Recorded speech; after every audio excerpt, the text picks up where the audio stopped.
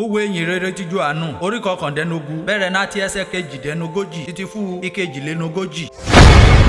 Bíbélì kíkà lédè Ìjẹ̀bú pẹ̀lú Olúṣẹ́gun Ládébùwà.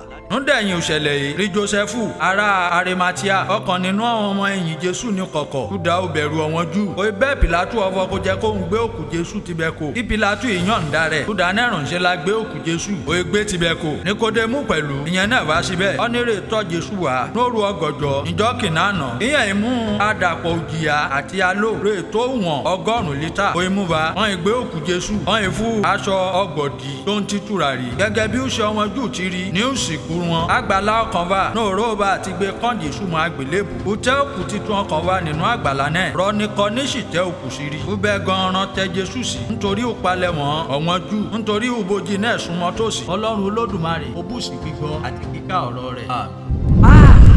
Bíbélì dùn ká lédè Ìjẹ̀bú pẹ̀lú Olúṣẹ́gun Ládébùwà.